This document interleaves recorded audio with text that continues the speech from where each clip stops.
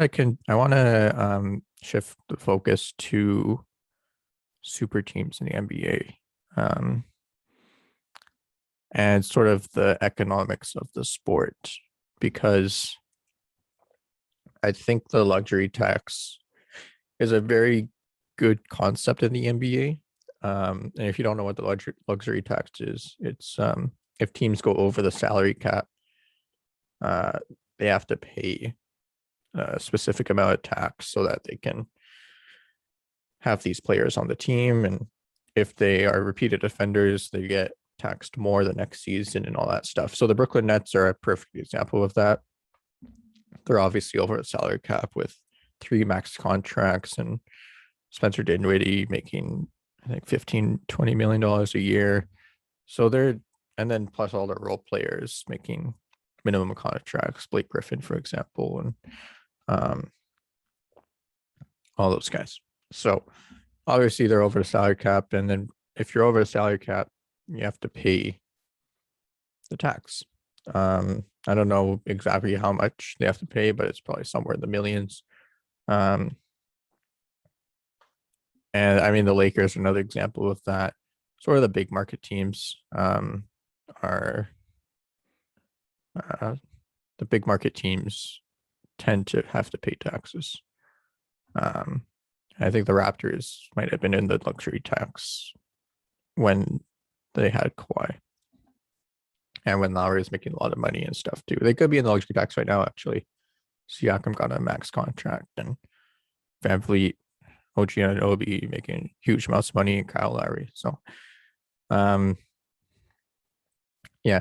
And my opinion on the luxury tax, it's a good idea, but I don't think it should have been implemented this year.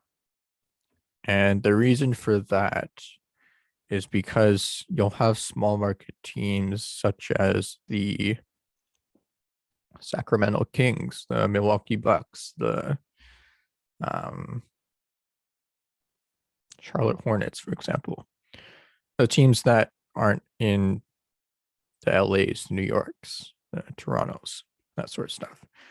Um, and when you're in a big market area, or if you're in a big market team, you're going to have more funds um, to afford not having ticket sales or stuff like that, which the NBA obviously didn't have fans until maybe 2 weeks ago in the stadium.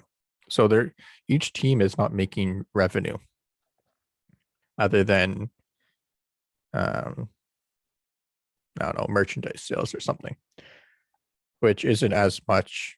And the main profit teams make is from ticket sales, obviously, and selling 15,000 tickets a game at average of like $100 or something.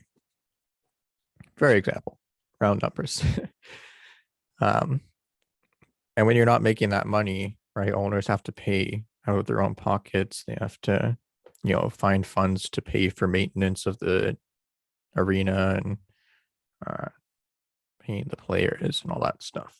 So it's a tough task right now for owners, and I think the big market teams are definitely taking advantage of small market teams by, like, the LA Lakers, for example, right? They have, just being the LA Lakers brand and stuff, obviously they're going to have so much money and funds where, they'll be able to pay luxury tax to get Andre Drummond, Anthony Davis, LeBron, Dennis Schroeder, Montrezl Harrell, all those guys. And now it kind of makes the league unfair because, right, what about the teams like Charlotte or Milwaukee is a great example of that, right? Milwaukee, right? They're pretty small market team. They don't get as much ticket sales as the Lakers, obviously.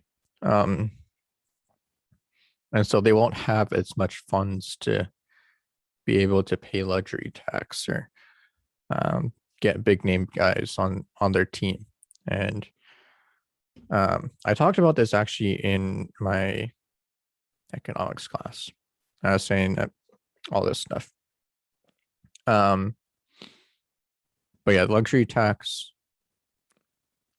it benefits the big market teams this year.